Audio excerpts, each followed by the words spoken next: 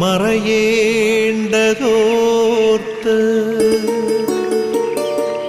ചന്ദ്രനക്ഷത്രാദികൾ വിതുമ്പുമ്പോൾ മാറ്റമില്ലാതെങ്ങും വിരാജിക്കും ദൈവമേ, അങ്ങയെ വാഴ്ത്തുന്നു ഞങ്ങൾ. ഉദിച്ചെങ്ങും പ്രഭതൂകും പാരിലെ സൂര്യരശ്മിയേക്കാൾ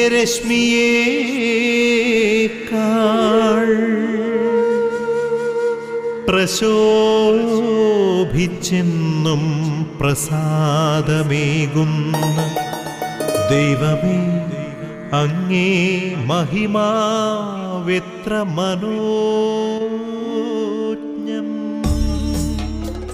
പിതാവിൻ്റെയും പുത്രൻ്റെയും പരിശുദ്ധാത്മാവിൻ്റെയും നാമത്തിൽ ആമേൻ.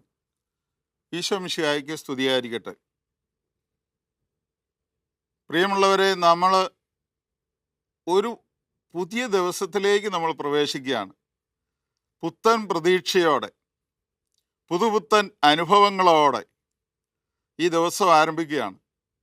ഈ ഒരു ദിവസം ദൈവത്തോടു കൂടെ നമുക്ക് ആരംഭിക്കാം, ദൈവത്തോടു കൂടെ അത് പൂർത്തിയാക്കുകയും ചെയ്യാം. കാരണം ദൈവത്തിൻ്റെ കരുണയുടെ ഏറ്റവും വലിയ അനുഭവമാണ്, ദൈവത്തിൻ്റെ സ്നേഹത്തിൻ്റെ ഏറ്റവും വലിയ അടയാളമാണ് ഈ ഒരു പ്രഭാതം കാണുവാൻ നമുക്ക് ഭാഗ്യം കിട്ടിയത്. ഇന്നലെ അത് കഴിഞ്ഞുപോയി, നാളെ നമ്മുടെ കയ്യിലല്ല, ഇന്ന് മാത്രമേ നമ്മുടെ കയ്യിലുള്ളൂ. ഈ ഇന്ന് ദൈവം നമ്മിൽ നിന്ന് പ്രതീക്ഷിക്കുന്ന രീതിയിൽ ജീവിക്കുവാനുള്ള വലിയ കൃപയ്ക്ക് വേണ്ടി പ്രാർത്ഥിക്കുന്നതോടൊപ്പം ഈ ദിവസം തന്നതിന് ദൈവത്തിന് നന്ദി പറഞ്ഞുകൊണ്ട് നമുക്ക് ആരംഭിക്കാം. ലോകം മുഴുവനുമുള്ള എല്ലാ ഗുഡ്നസ് TV മാന്യ പ്രേക്ഷകരെയും വളരെ സ്നേഹത്തോടെ സന്തോഷത്തോടെ ഈ പ്രഭാത വിരുന്നിലേക്ക് സ്വാഗതം ചെയ്യുന്നു. പരിശുദ്ധ അമ്മയോട് ചേർന്ന് നമ്മൾ നടത്തുന്ന ഈ പ്രാർത്ഥനാ ശുശ്രൂഷയിൽ നമുക്ക് അമ്മയുടെ മാധ്യസ്ഥം യാചിച്ച് പ്രാർത്ഥിക്കാം. പ്രത്യേകമായിട്ട് ഇന്ന് നമുക്ക് എല്ലാ യുവതി യുവാക്കന്മാരെയും സമർപ്പിച്ച് അവർക്ക് വേണ്ടി പ്രാർത്ഥിക്കാം. ട്രാക്ക് തെറ്റിപ്പോകുന്ന നല്ലൊരു ശതമാനം യുവാക്കന്മാരും യുവതികളുമുണ്ട്. മദ്യത്തിനും മയക്കുമരുന്നിനും അടിപ്പെട്ടു പോകുന്നവർ, ക്രിമിനൽസായി വരുന്നവർ, വിശ്വാസം നഷ്ടപ്പെടുത്തി ജീവിക്കുന്നവർ, ദൈവത്തിൽ നിന്ന് അകന്നു പോകുന്നവർ, മനുഷ്യനിൽ നിന്ന് അകന്നു പോകുന്നവർ, എല്ലാവരെയും, എല്ലാ ചെറുപ്പക്കാരെയും നമുക്ക് സമർപ്പിച്ച് പരിശുദ്ധ അമ്മയുടെ കരങ്ങളിലേക്ക് അവരെ വെച്ചു കൊടുത്ത് നമുക്ക് പ്രാർത്ഥിക്കാം. നന്മ നിറഞ്ഞ മറിയമേ സ്വസ്തി, കർത്താവ് അങ്ങയോടുകൂടെ സ്ത്രീകളിൽ അങ്ങ് അനുഗ്രഹിക്കപ്പെട്ടവളാവുന്നു, അങ്ങയുടെ ഉദരത്തിന് ഫലമായി ഈശോ അനുഗ്രഹിക്കപ്പെട്ടവനാവുന്നു. പരിശുദ്ധ മറിയമേ തമ്പുരാൻ്റെ അമ്മേ, പാപികളായ ഞങ്ങൾക്ക് വേണ്ടി ഇപ്പോഴും ഞങ്ങളുടെ മരണസമയത്തും തമ്പുരാനോട് അപേക്ഷിക്കണമേ. ആമേൻ. പ്രിയമുള്ളവരെ, നമുക്ക് ദൈവം ഇന്ന് തരാൻ ഉദ്ദേശിക്കുന്ന സന്ദേശം ഏതാണെന്ന് കേട്ട് ഹൃദയത്തിൽ സംഗ്രഹിച്ച് അത് വളർത്തി ഫലം നൽകുവാനുള്ള കൃപയ്ക്ക് വേണ്ടി നമുക്ക് പ്രാർത്ഥിക്കാം. വചനം ശ്രവിക്കാൻ നമ്മുടെ ഹൃദയവും മനസ്സും നമുക്കൊരുക്കാം. പരിശുദ്ധാത്മാവായ ദൈവമേ, ഞങ്ങളിലേക്ക് കടന്നു വരണമേ. പരിശുദ്ധാത്മാവിൻ്റെ കൃപ കൊണ്ടാണല്ലോ, ശക്തി കൊണ്ടാണല്ലോ വചനം മാംസമായത്. ഞങ്ങളിലൂടെ വചനം മാംസം ധരിച്ച് ലോകത്തിന് വചനത്തെ, യേശുവിനെ കൊടുക്കുവാൻ കഴിയത്തക്ക വിധം ഞങ്ങളിൽ രൂപാന്തരം ഉണ്ടാകുവാൻ കർത്താവേ, ആ വാഗ്ദാനമായ പരിശുദ്ധാത്മാവിനെ ഞങ്ങൾക്ക് നൽകണമേ. ഒരു രണ്ടാം പെന്തക്കോസ്തായുടെ അനുഭവത്തിലേക്ക് ഞങ്ങളെ നയിക്കണമേ. പരിശുദ്ധ അമ്മേ, ഞങ്ങൾക്ക് വേണ്ടി പ്രാർത്ഥിക്കണമേ. ഞങ്ങൾ സ്വീകരിക്കുന്ന ഈ വചനം അനേകർക്ക് അനുഭവമാകുവാൻ ഇടയാകത്തക്ക വിധം ഞങ്ങളുടെ ഹൃദയവും മനസ്സും ഒരുക്കണമേ. ബുദ്ധിയെ പ്രകാശിപ്പിക്കണമേ, ജ്ഞാനം കൊണ്ട് നിറയ്ക്കണമേ. പരിശുദ്ധാത്മാവെ അരുളി ചെയ്താലും ഞങ്ങൾ ശ്രവിക്കട്ടെ. പരിമളത്തിനുറവയാം നറുസൗരഭ്യമാകട്ടെ ഞങ്ങളുമീ മണ്ണിൽ.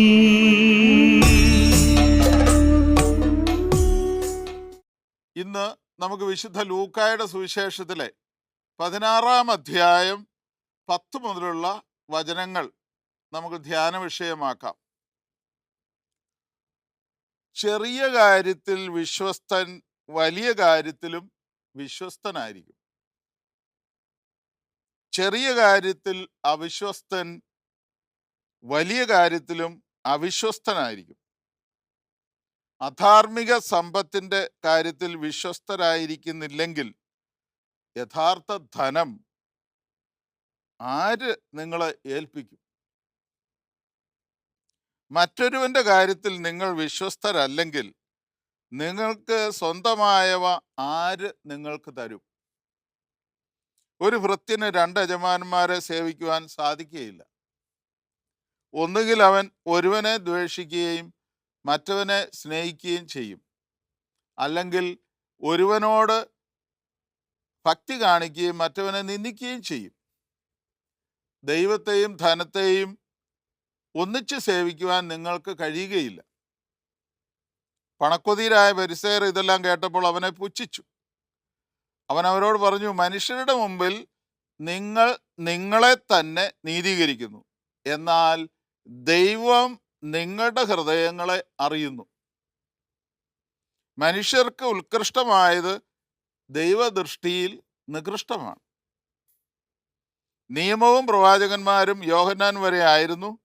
അതിനുശേഷം ദൈവരാജ്യത്തിന്റെ സുവിശേഷം പ്രസംഗിക്കപ്പെടുന്നു. എല്ലാവരും ബലം പ്രയോഗിച്ച് അതിൽ പ്രവേശിക്കുന്നു. പ്രിയമുള്ളവരെ, ക്രൈസ്തവ ജീവിതം ഒരു ബലം പ്രയോഗിക്കലാണ്. സ്നാപയോഹന്നാന്റെ കാലം മുതൽ ഇന്ന് വരെ ദൈവരാജ്യം ബലപ്രയോഗത്തിന്റെ വിഷയമാണ്. നമ്മൾ ബലം പ്രയോഗിച്ചേ പറ്റൂ. പലയിടത്തും കുടുംബത്തിലായാലും സമൂഹത്തിലായാലും സഭയിലായാലും എല്ലാം പലരും ബലം പ്രയോഗിക്കുന്നത് മറ്റുള്ളവരോടാണ്. നമ്മോട് തന്നെ ബലം പ്രയോഗിക്കണം. നമ്മിൽ കുടികൊള്ളുന്ന തിന്മയുടെ ദുരാത്മാക്കൾക്കെതിരെ പടവെട്ടണം. നമ്മുടെ സ്വാർത്ഥതയ്ക്കും അഹങ്കാരത്തിനും എതിരെ ബലം പ്രയോഗിക്കണം.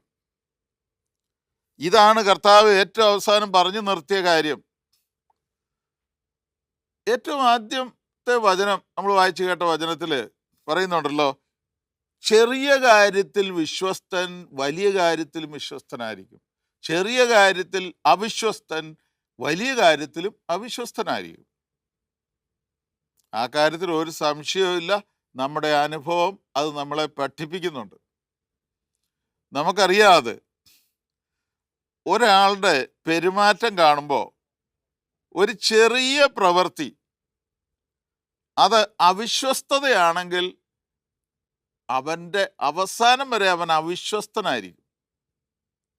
ഇന്ന് നോക്കിക്കോ, എങ്ങനെയെങ്കിലും പണം ഉണ്ടാക്കണം എന്ന ഒരു ചിന്തയാണ് പല മനുഷ്യരെയും ബാധിച്ചിരിക്കുന്ന ഒരു ബാധ.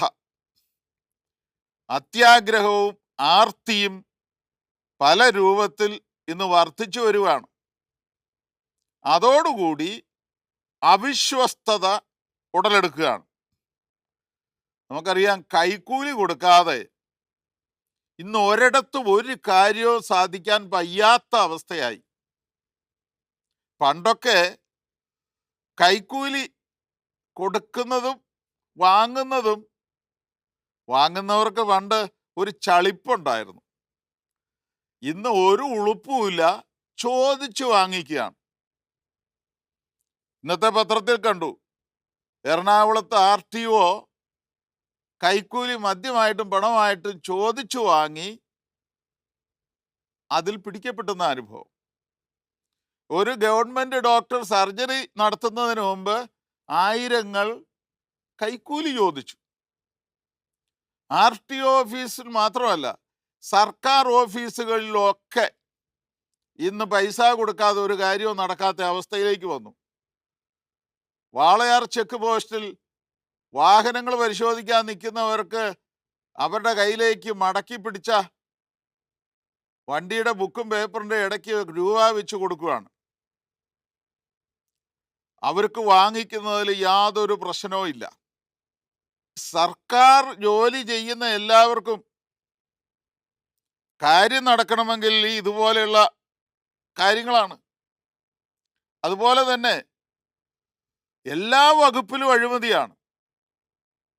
ഗവൺമെന്റ് ആശുപത്രി ജോലി ചെയ്യുന്ന നേഴ്സുമാർ പലപ്പോഴും അവിടെ നിന്ന് മരുന്നും പറ്റാവുന്നിടത്തോളമൊക്കെ പൊക്കാവുന്നതൊക്കെ പൊക്കിക്കൊണ്ട് പോകുന്ന അനുഭവങ്ങളും കാണാറുണ്ട്. അപ്പോൾ എവിടെ എന്തൊക്കെയാണെങ്കിലും ശരി, നമുക്ക് പണം അല്ലെങ്കിൽ അതിനോട് ബന്ധപ്പെട്ട കാര്യങ്ങൾ കൈക്കലാക്കുക, അവിശ്വസ്തത വരിക. വിശ്വാസത്തോടുകൂടി ഒരാളെ ഒരു കാര്യവും ഏൽപ്പിക്കാൻ പറ്റാത്ത അവസ്ഥയിലേക്ക് വരുന്നു. കുടുംബജീവിതത്തിലായാലും ഇതുണ്ട്. പരസ്പരമുള്ള വിശ്വാസം നഷ്ടപ്പെടുകയാണ്. അവിശ്വസ്തത വർദ്ധിക്കുന്നു ദമ്പതികളുടെ ഇടയിലും. ചെറിയ കാര്യത്തിൽ അവിശ്വസ്തൻ വലിയ കാര്യത്തിലും അവിശ്വസ്തനായിരിക്കും.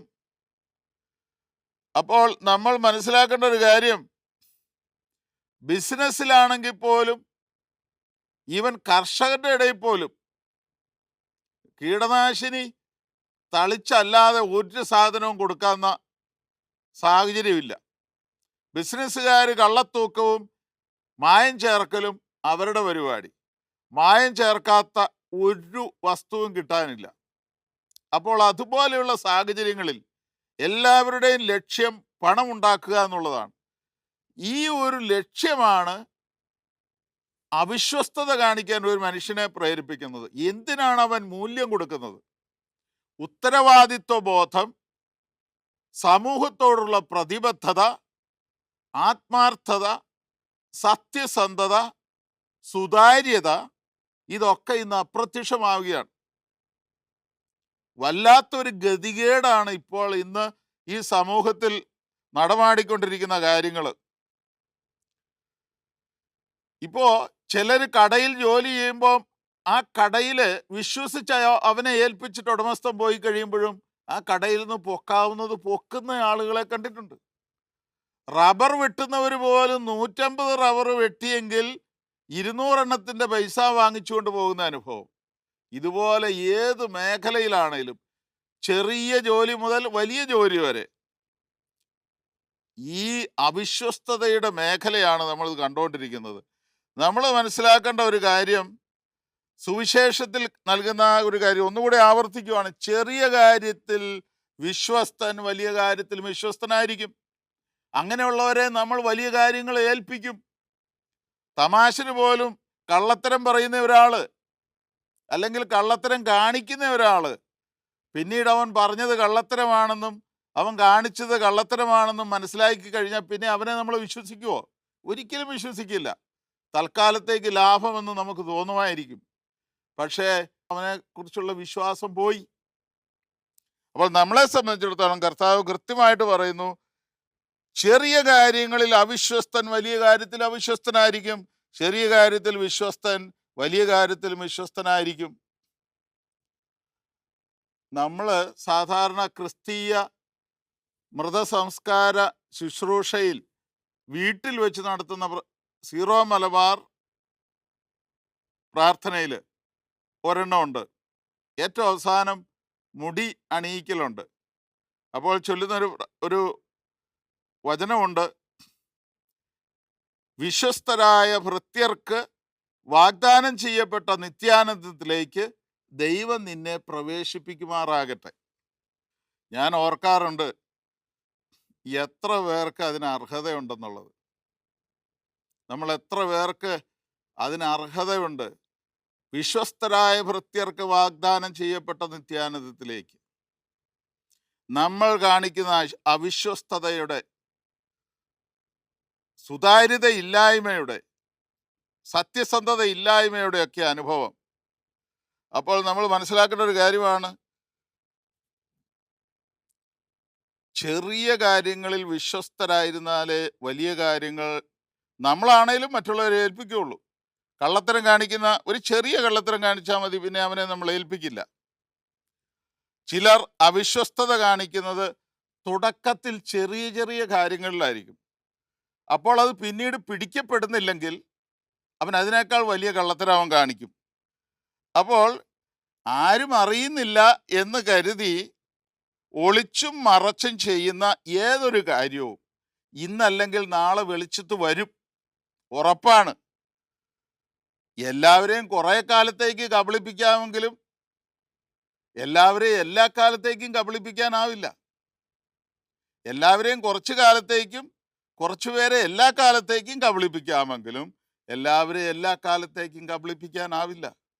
മാത്രവുമല്ല, ഇവിടെ പലരുടെയും കണ്ണിൽ പൊടിയിട്ട് നമുക്ക് രക്ഷപ്പെട്ടു പോകാമെങ്കിലും ദൈവം നിങ്ങളെ കാണുന്നുണ്ട്. അതാണ് 15-ാമത്തെ വാക്യത്തിൽ പറയുന്നത്. അവൻ അവരോട് പറഞ്ഞു, മനുഷ്യരുടെ മുമ്പിൽ നിങ്ങൾ നിങ്ങളെ തന്നെ നീതീകരിക്കുന്നു, എന്നാൽ ദൈവം നിങ്ങളുടെ ഹൃദയങ്ങളെ അറിയുന്നു. ദൈവം കണ്ടുകൊണ്ടിരിക്കുകയാണ്. ദൈവത്തിന് മുമ്പിൽ നമുക്ക് മറയ്ക്കാൻ പറ്റുമോ? ആദോവായും തെറ്റ് ചെയ്ത് കഴിഞ്ഞപ്പോൾ അവര് ഇല കൊണ്ട് മറച്ച് മരത്തിന് മറഞ്ഞിരുന്നു. ദൈവത്തിന്റെ മുമ്പിൽ നിന്ന് ഓടി ഒളിക്കാൻ പറ്റുമോ? ഇതേ അവസ്ഥ നമ്മൾ മനസ്സിലാക്കണം. ഉത്തരവാദിത്വത്തോടു കൂടെയുള്ള കൃത്യനിർവഹണം, അതാണ് വിശ്വസ്തതയുടെ തെളിവ്. ചിലർ തുടക്കത്തിലെല്ലാം നല്ല ഭംഗിയായിട്ട് ചെയ്യും. നല്ല ഒരു ഇംപ്രഷൻ കിട്ടിക്കഴിയുമ്പോൾ അവനെ ഉഴപ്പാൻ തുടങ്ങുന്ന അനുഭവമുണ്ട്. നമുക്കറിയാമല്ലോ, ഈ പുത്തനച്ചി പുരപ്പുറം തൂക്കുമെന്ന് പറഞ്ഞതുപോലെ കാനായിലെ കല്യാണത്തിന് കർത്താവ് വെള്ളം വീഞ്ഞാക്കി കൊടുത്തല്ലോ. അത് കഴിഞ്ഞ് കലവറക്കാരൻ അത് രുചിച്ചു നോക്കിയിട്ട് ഈ മണവാളിനോട് പറഞ്ഞൊരു കാര്യമുണ്ട്. എല്ലാവരും മേൽത്തരം വീഞ്ഞ് ആദ്യമേ വിളമ്പുന്നു, എല്ലാവർക്കും ലഹരി പിടിച്ചു കഴിയുമ്പോൾ താഴ്ന്ന തരവും. എന്നാൽ നീ ഇതുവരെയും ഈ നല്ല വീഞ്ഞ് ഇതുവരെയും സൂക്ഷിച്ചു വെച്ചുവല്ലോ. ഇതുപോലെയാണ് നമ്മളിൽ പലരും. എല്ലാവരും ഒന്നാം തരം വീഞ്ഞ് ആദ്യം വിളമ്പും, പിന്നെ രണ്ടാം തരം, പിന്നെ മൂന്നാം തരം, അവസാനം വീഞ്ഞുകൂടം കാലി. ഇത് തന്നെയായിരിക്കും. ഇതുപോലെ തന്നെ നമ്മൾ ചെയ്ത മറ്റൊരു കാര്യമുണ്ട്. നമ്മുടെ ഉത്തരവാദിത്തങ്ങൾ നീട്ടിവെക്കും. സമയമുണ്ടെന്ന്, ഇഷ്ടം പോലെ സമയമുണ്ട്, നമുക്ക് പിന്നെ ആകാമല്ലോ എന്ന് പറഞ്ഞ് നീട്ടിവെക്കാനുള്ള ഒരു പ്രലോഭനം, അത് പിശാച് നൽകുന്നതാണ്. ചില കുട്ടികൾ പരീക്ഷ അടുത്ത് കഴിയുമ്പോഴും 2 ദിവസം കൂടി ഉണ്ടല്ലോ, അതുവരെ സുഖമായിട്ട് കിടന്ന് ഉറങ്ങും, പന്ത് കളിക്കും, TV കാണും, മൊബൈലിൽ തോണ്ടിക്കൊണ്ടിരിക്കും. ഏറ്റവും അവസാനം പരീക്ഷയുടെ സമയത്താണ് അവൻ ശ്രദ്ധിക്കുന്നത്. അപ്പോൾ ഇത്തരം കെണിയിൽ വീഴുന്ന അനുഭവം അവിശ്വസ്തതയുടെ മറ്റൊരു മുഖമാണ്. അതുപോലെ നമ്മുടെ വിശ്വസ്തത ആരോടൊക്കെയാണ് ചെയ്യേണ്ടത്? ദൈവത്തോട്, ഏൽപ്പിക്കപ്പെട്ട ഉത്തരവാദിത്തങ്ങളോട്, തൊഴിലിനോട്, ജീവിത അവസ്ഥയോട്, ജീവിത പങ്കാളിയോട്, മാതാപിതാക്കളോട്, മക്കളോട്, സഹോദരങ്ങളോട്, തൊഴിലിനോട്, അയൽക്കാരോട്, നമ്മോട് തന്നെ വിശ്വസ്തത പുലർത്താൻ കഴിയുക എന്നുള്ള പ്രധാനപ്പെട്ട കാര്യം. അപ്പോൾ കർത്താവ് പറഞ്ഞതിൻ്റെ ആശയം നമ്മുടെ മനസ്സിൽ നിന്ന് പോകരുത്. ചെറിയ കാര്യങ്ങളിലുള്ള വിശ്വസ്തത വലിയത് കിട്ടാൻ ഇടയാക്കും. വിശ്വസ്തത പുലർത്തുക, അതിനുള്ള കൃപയ്ക്ക് വേണ്ടി നമുക്ക് പ്രാർത്ഥിക്കാം. ആബാ പിതാവേ, സ്നേഹാഗ്നിയാൽ ജ്വലിക്കട്ടെ മക്കളാ ഞങ്ങളെല്ലാം.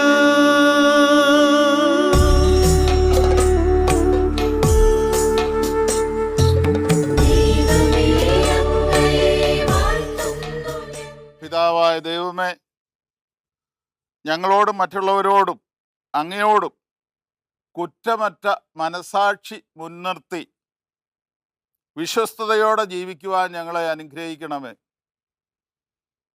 ഞങ്ങളുടെ സ്വാർത്ഥമോഹങ്ങൾക്ക് കടിഞ്ഞാണിട്ടുകൊണ്ട് സത്യസന്ധരായി ആത്മാർത്ഥതയോടെ ഉത്തരവാദിത്വത്തോടെ ഞങ്ങളെ ഏൽപ്പിച്ച കാര്യങ്ങൾ ചെയ്യുവാനുള്ള കൃപ തന്ന് ഞങ്ങളെ സഹായിക്കണമേ. അങ്ങയുടെ വചനം ഞങ്ങളുടെ പാദങ്ങൾക്ക് വിളക്കും വഴികളിൽ പ്രകാശവുമാകട്ടെ. ഞങ്ങളുടെ ജീവിതാവസ്ഥയോടും ഏൽപ്പിക്കപ്പെട്ട ഉത്തരവാദിത്തങ്ങളോടും ദൈവമേ അങ്ങയോടും സമൂഹത്തോടും സഭയോടും അധികാരികളോടും ഞങ്ങളോട് തന്നെയും വിശ്വസ്തത പുലർത്തുവാനുള്ള കൃപ തന്ന് അനുഗ്രഹിക്കുകയും ചെയ്യണമേ. ഞങ്ങളുടെ ഈ പ്രാർത്ഥന പരിശുദ്ധ അമ്മയോടും ഞങ്ങളുടെ പേരിന് കാരണക്കാരായ വിശുദ്ധരുടെ മാധ്യസ്ഥത്തോട് ചേർത്തും കാവൽ മാലാഖമാരോടും സകല വിശുദ്ധരോടും ചേർത്ത് യേശുവിൻ്റെ നാമത്തിൽ പിതാവേ അവിടുത്തെ പക്കൽ ഞങ്ങൾ സമർപ്പിക്കുന്നു. നിത്യം പിതാവും പുത്രനും പരിശുദ്ധാത്മാവുമായ സർവേശ്വര എന്നേക്കും ആമേൻ.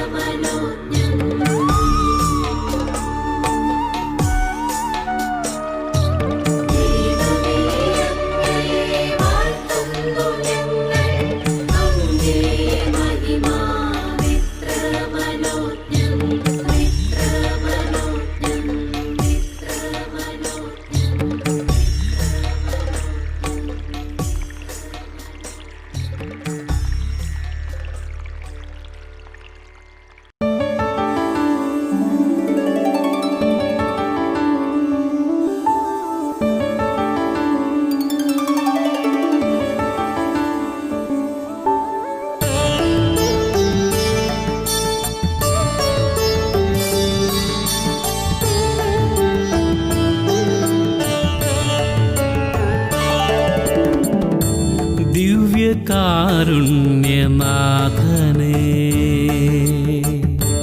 ദിവ്യ സ്നേഹസ്വരൂപനേ, ദിവ്യാത്മാവിൻ ചൈതന്യമേ,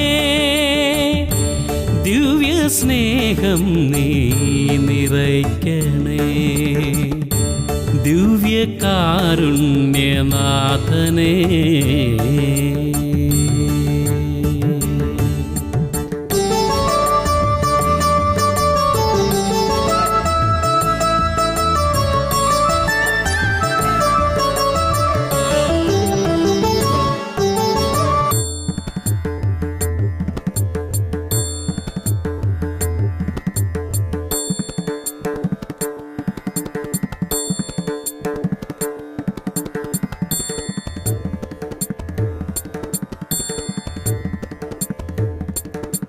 സ്നേഹമൂർത്തേ കരുണാവാരിതേ, സ്നേഹമൂർത്തേ കരുണാവാരിതേ,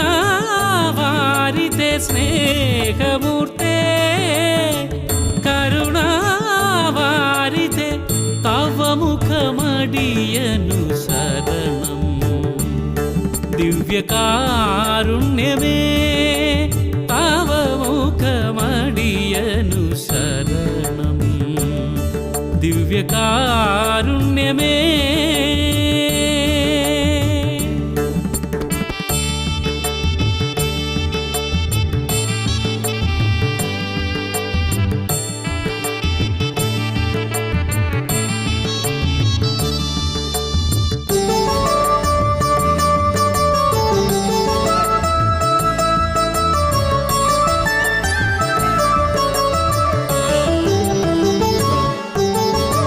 ക്ഷമാരൂപനേ കരുണാവാരിതേ, ക്ഷമാരൂപനേ കരുണാവാരിതേ, ക്ഷമാരൂപനേ കരുണാവാരിതേ, തവ പദമടിയനു ശരണം. ദിവ്യകാരുണ്യമേ തവ പദമടിയനു ശരണം. ദിവ്യകാരുണ്യമേ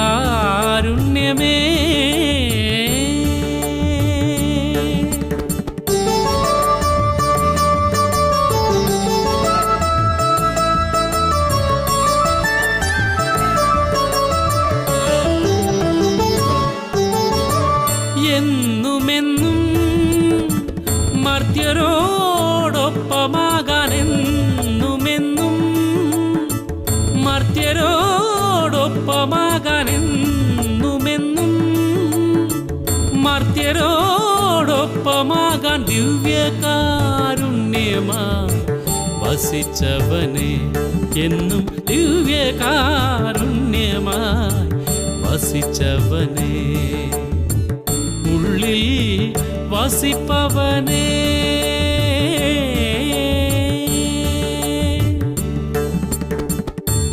ദിവ്യകാരുണ്യനാഥനേ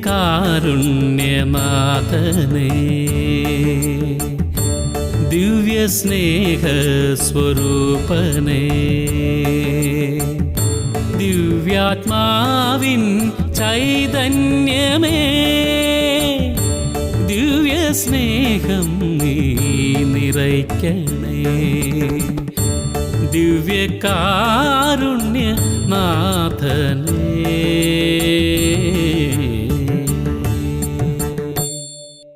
യേശുവിൻ്റെ ജനന സമയത്തും ഉത്ഥാനത്തിന് ശേഷം യേശു പോകുമ്പോഴും ഏതെങ്കിലും ഭവനത്തിൽ പ്രവേശിക്കുമ്പോഴൊക്കെ നിർദ്ദേശം കൊടുക്കുന്ന ഇതാണ്, സമാധാനം കൊടുക്കുക എന്നാണ്. കർത്താവ് നൽകുന്ന സമാധാനം, ഞാൻ നിങ്ങൾക്ക് സമാധാനം തന്നിട്ട് പോകുന്നു. നമുക്ക് ആ സമാധാനം, യേശുവിൻ്റെ സമാധാനം സ്വീകരിക്കുക, ഉള്ളിൽ നിന്ന് വരുന്ന സമാധാനം. നമുക്ക് ആ തല കുനിച്ച് ആശീർവാദം സ്വീകരിക്കാം. സഭയോടും മാർപ്പാപ്പായോടും കർദിനാൾമാരോടും മെത്രാപ്പൊലിത്താമാർ, മെത്രാന്മാർ, വൈദികർ, സന്യസ്തർ, അൽമായ സഹോദരങ്ങൾ എല്ലാവരോടും ചേർന്ന് നമുക്ക് ആശീർവാദം സ്വീകരിക്കാം. നമ്മുടെ കർത്താവ് ഈശോ മിശിഹായുടെ കൃപയും പിതാവായ ദൈവത്തിൻ്റെ സ്നേഹവും പരിശുദ്ധാത്മാവിൻ്റെ സഹവാസവും നാം എല്ലാവരോടും കൂടെ ഉണ്ടായിരിക്കട്ടെ, ഇപ്പോഴും എപ്പോഴും എന്നേക്കും. ആമേൻ.